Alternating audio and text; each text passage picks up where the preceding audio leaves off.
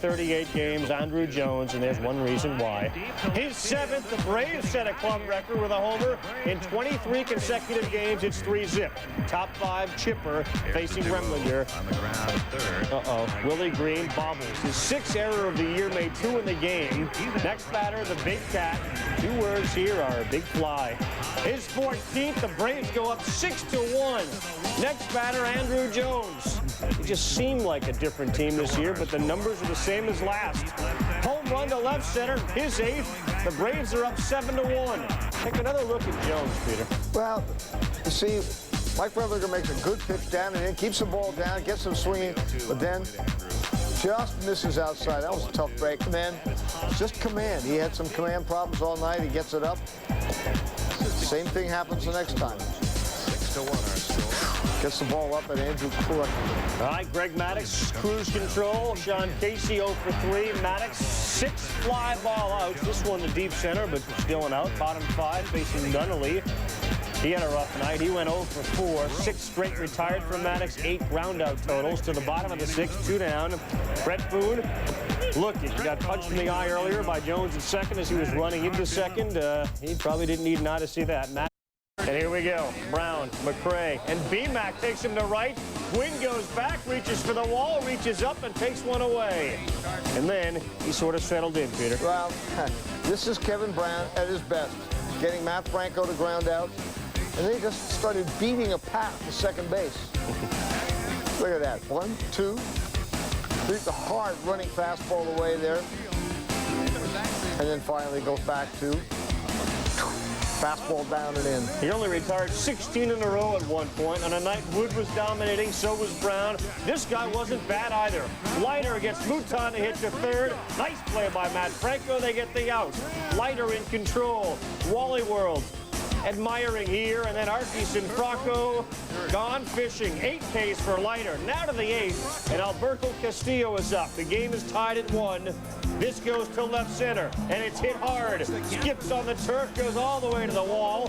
Castillo looks and says, I got the green light. I'm going to third. Mouton, Gomez, Castillo out at third, and a tremendous relay play out of pod. Now to the bottom of the 8th, tied at 1, man on second. Wally World again. This time a little flare into left. Preston Wilson, perhaps he could have come in to make that catch. Instead it drops. Quinn scores. The Padres bench got the lead. Now Leiter and the Mets come up a little short. You can tell, I mean, if a guy is into the game, it's going to be Leiter. The Padres, in a very well-pitched game, go on and take care of the Mets 2-1. Gwynn goes 1 for 4. He's hitting .373. He struck out. Point is, after the 20 strikeout games, the Rocket came up with 2 very impressive pitching performances. In '86, he struck out 8. In '96, he struck out 10. The magic number for Wood was 33. That would set a new major league record. All right, bottom 1, 1-0 Cubs. Devo, early on, he was chasing some cheese. 96 miles an hour. Say goodnight. Top 2, Cubs are up 2-zip. And guess what? Kerry Wood can use the wood. This time he takes an Anderson pitch to right, or he comes around to score. Kerry Wood, so excited, says he got caught in a rundown and said, you know what, it's more important for my team for me to pitch and strike guys out. It's 3-zip. In the bottom of the 2nd, Anderson. See ya. 3rd inning, Peter, and it's just like Wood started heating up as the game went on. Absolutely. Got into his rhythm. He was going, you know, he had that 96, but he was throwing mainly 93 the first inning. Got up to 96, 97, all the way to 99 as the game went along. Great breaking ball there. He has those 2 different curveballs, the high heat there, and the thing is, he could throw strikes, so he went 22 innings without walking a batter. To me, that's absolutely remarkable. Batista was his 8th, things going so well. Scott Service was at 1 at low and outside. Oops, that works high and tight as well. That's number 9. Then on the 6th, Diamondbacks fans are all stunned. Wood gets David DeLucci on the check swing, that's 10. Jay Bell, for whom the bell tolls, he's got 11. Guess what? He's back at the plate. That is not deja vu. Still a hit, still an RBI. 2 for 3 with 2 runs batted in. Then in the 7th, Travis Lee chasing some high heat. And he had no shot. It was in the glove when he swung. That's a dozen Ks. Yamil Benitez is the only thing that stands between Wood and the record books. And Benitez says, you know what? I'm going to make it look real impressive. Swinging 13 Ks, 33 in consecutive starts. That's a major league record. And if you're scoring at home, it's also 13 punchados. 4-2 the final score as Kerry Wood dominates. In the seventh, he got hit a little bit. He also got his record, and then he got taken out. Texas with John Wasden starting, and Rusty Greer takes out his 3-iron and absolutely puts one on the green. His only hit of the game, number 3 on the year for Greer. Rangers down 2-1. Pudge Rodriguez here goes the other way, coming off an 0-for-4 game. He gets a couple of hits, and that one counted for his number 1,000. He's 26 years old. Still bottom 2, Kevin Elster at the plate with a man on, man off. Number 5 on the year for Elster. 3 of those against the Red Sox. It's 4-2. Peter, how about Pudge against Wasden in the third? Well, a great at bat. I mean, and you'll see also 2 things. First, now Wasden with a good breaking ball. There he hung one too, but there he Wasden, you see him, he's just overthrowing him. You see that left lane swing forward, hyper. He can't get the downward plane. There, Pudge gets off the plate, hangs one. He hits this. Terry Steinbach said to me last week, there isn't any pitch that he isn't on right now. Number 6, and he's hitting .396. Sox hit the ball hard in the 5th, but Bobby Witt got some gifts, and he needed some based on the fact that he's been giving so many lately. What a play at first as Lemke grounds out. Will Clark is there for the out. And then here, Gonzalez in right. Second out of the inning, Reggie Jefferson. They did hit him hard, but they hit him at people. Nice play by McLemore. Down, then up, as Harold Reynolds likes to say. Decent pitching performances for the Rangers back-to-back with Burkett and Witt. Hernandez, Bell, staring. In the 4th inning, scoreless, Hernandez, Everett. He K'd 9 on the night. But Peter in the 6th, the Stros down 2-1. Well, the terrible pitching the Marlins have had, aside from Levon, has really affected their defense, which has gone from one of the best to one of the worst. And Bobby Bonilla is out of rhythm, makes a throw wild. And here, Derek Bell hits the ball to Derek Lee, and they're just completely out of sync because their pitching is normally pitching 3-1 all the time. All right, Biggio goes to third. Your next batter is Bagpipes. He shoots one into right. That scores Biggio. This game is tied at 2. Next batter, another B, Billy Spires. This one goes the other way. To left, it brings Bell in. The Astros have a 1-run lead at 3-2. Now in the 7th, the Marlins down by 2. Men on first and second. Sheffield's at the plate. Astros defense, Spires, backhanded stop.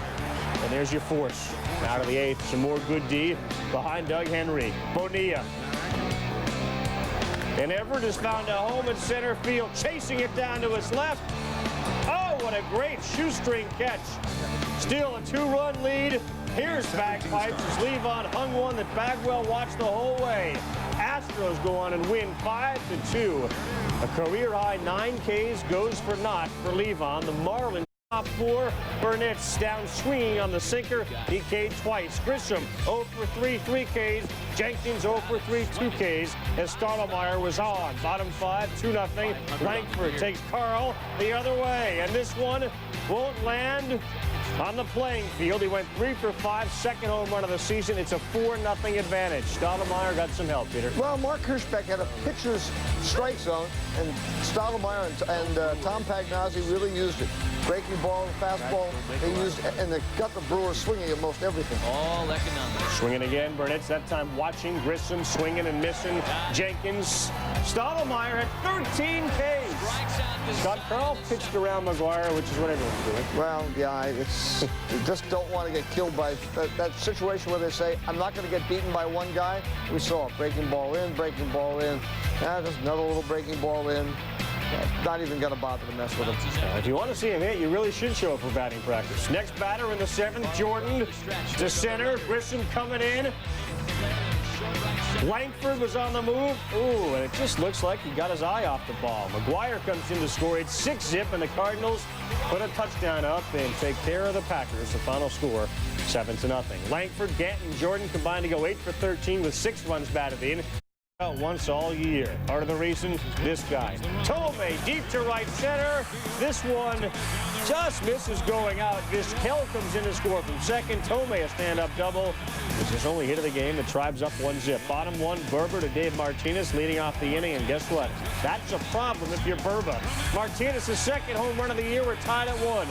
Out of the fourth, and Sorrento's on second after a leadoff double. Well, you know, the Devil Rays have had so many runs scored in this ballpark, and Arrojo's not pitched that well, so they try to go, hey, let everybody swing away, strike out, and Miguel Cairo bangs out. They're out of the inning. But fifth inning, still tied at 1. Dave Martinez gets on with a walk. This time they said, all right, Arrojo is going so well, let's play little ball. Quentin McCracken bunts him over.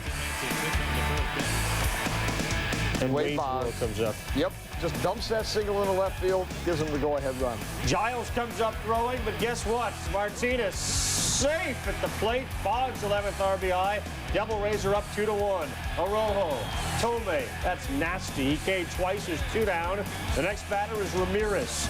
Arrojo gets him the ground out to short. Stocker makes the play. Arrojo escapes without real harm being done. The Tribe leads 6 on. The Devil Rays are up 4-2, and that's the final. Wasn't in the starting lineup, though.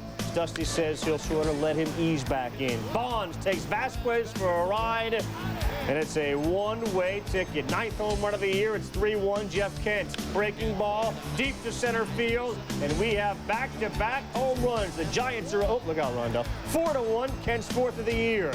To the 4th, Kirk Reeder looking for a little help from his D. Andrews, Aurelia, flip-flop. Charlie Hayes, double play, inning over. To the 5th. FP Santangelo to 3rd. Billy Miller throws to Kent, and they look like the Giants of last season. They turned 5 double plays. Back to the offense. Man on second, Miller. Oh, tough hop off first base. It goes into right. Hamilton scores. Miller's got a 15-game hitting streak. A pair of doubles on the night. To the 7th now, Peter. It's 5-2, and they're loaded. And the base loaded for Vladimir Guerrero. The one thing that keeps him from being a star is the knowledge of the strike zone. And we kind of see it right here. Julian Tavares, pitch.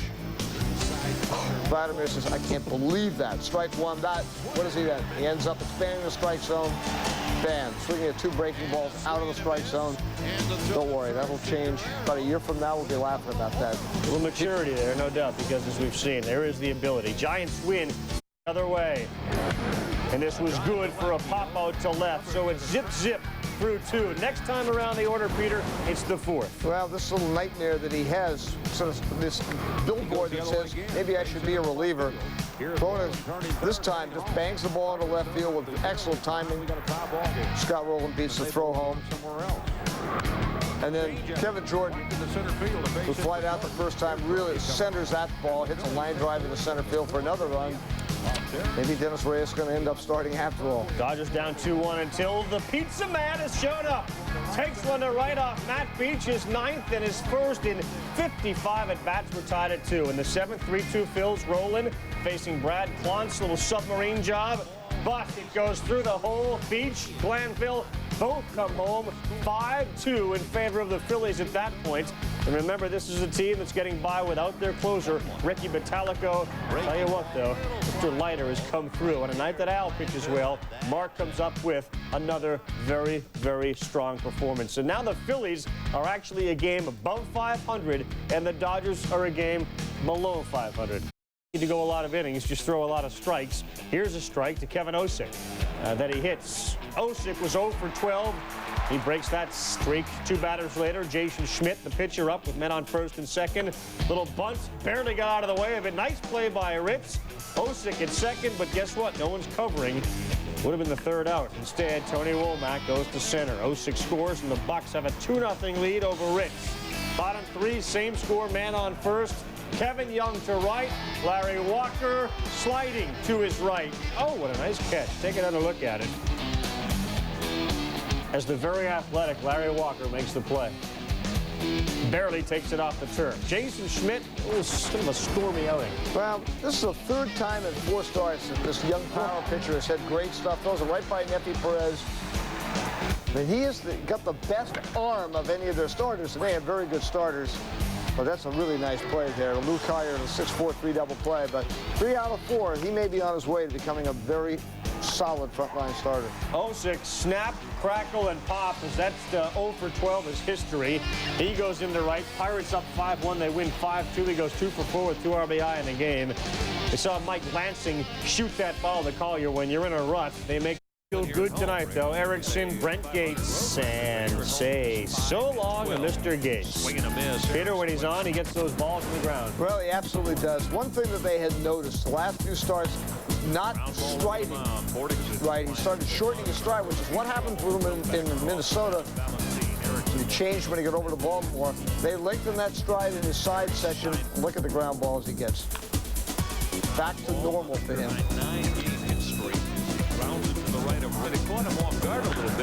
He had 15 in the game. Meantime, his counterparts didn't pitch too poorly as well. And what was a great pitching night all around. Bob Tewksbury, B.J. Suroff chasing some high cheese, and he knew it right away. Cal Ripken comes up, and sometimes when a batter gets fooled, you can tell. Tewksbury retired the first 12 to the 5th. Raffy taking Tewksbury yard. His 7th home run, his 1-zip first hit that Tewksbury allowed came in the 5th. Trouble for Erickson started to show in the 7th, Peter. Well, he started to tire a little bit here. There, he gets the ball up. The ball gets jacked into center field. Tough play for Brady. Brady will make that play in August, though. But, again, gets the sinker, gets the 1-2-3 double play, gets out of the bases loaded jam. All right, Alomar in the 8th. It's 2-zip. He thinks bunt on the first pitch. Next pitch, he says, I think I may bunt again. And then he does some yard work. His 3rd home run, his first batting lefty, which is big. It made it 4-0 Orioles. And Erickson, as an Oriole, is now 3-1 against the Twins with an ERA